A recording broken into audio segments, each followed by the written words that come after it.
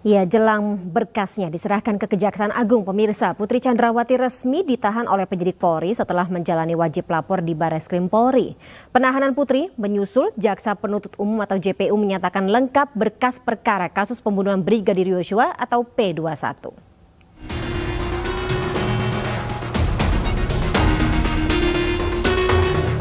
Jelang diserahkan ke Kejaksaan setelah berkas perkaranya dinyatakan lengkap, istri Ferdy Sambo, Putri Chandrawati, ditahan polisi.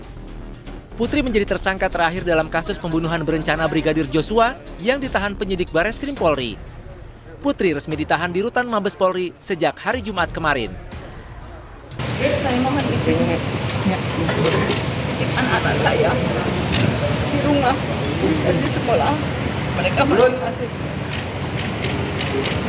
Bukan anakku sayang, belajar yang baik dan tetap mencapai cita-citamu dan selalu berbuat yang terbaik.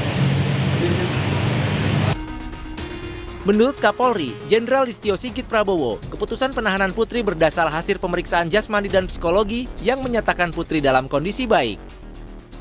Mempersiapkan dan mempermudah proses penyerahan berkas tahap 2. Hari ini Saudara PC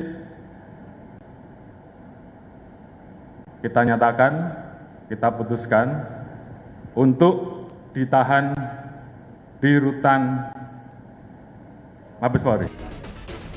Sementara itu Menko Polhukam Mahfud MD mengapresiasi langkah Polri menahan Putri Chandrawati. Mahfud tidak meragukan keseriusan Polri dalam penanganan kasus pembunuhan Brigadir Joshua Huta Barat.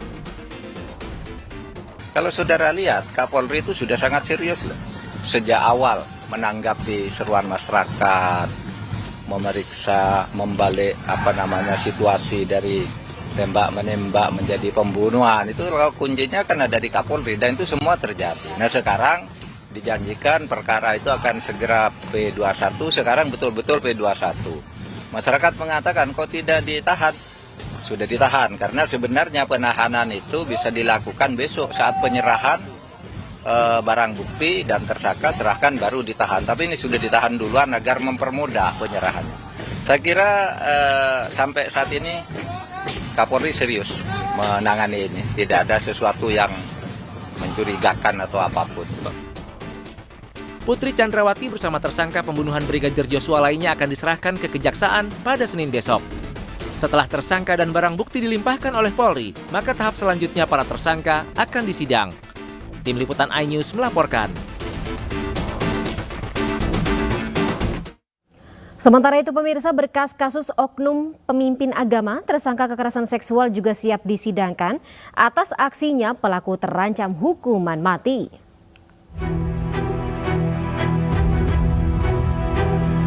Oknum pemimpin agama pelaku pelecehan seksual terhadap anak di bawah umur akan segera disidang. Pasalnya, berkas pelaku sudah diserahkan ke Kejaksaan Kalabah. Selain dikenakan pasal kekerasan seksual, pelaku juga disangkakan melanggar Undang-Undang ITE. Undang-Undang ITE dikenakan karena pelaku telah mengirimkan foto vulgar ke para korban. Pelaku pun akan dikenakan pidana antara 20 tahun penjara hingga maksimal hukuman mati. Berkas sudah selesai, sudah kita kirimkan ke Kejari Alor untuk diteliti lebih lanjut oleh Jaksa Penuntut Umum dengan ancaman hukuman pidana mati seumur hidup atau pidana penjara paling singkat 10 tahun dan paling lama 20 tahun. Total 14 anak menjadi korban pelecehan seksual oknum pimpinan agama ini. Polisi sudah memeriksa 26 saksi mulai dari orang tua korban hingga pengurus tempat ibadah.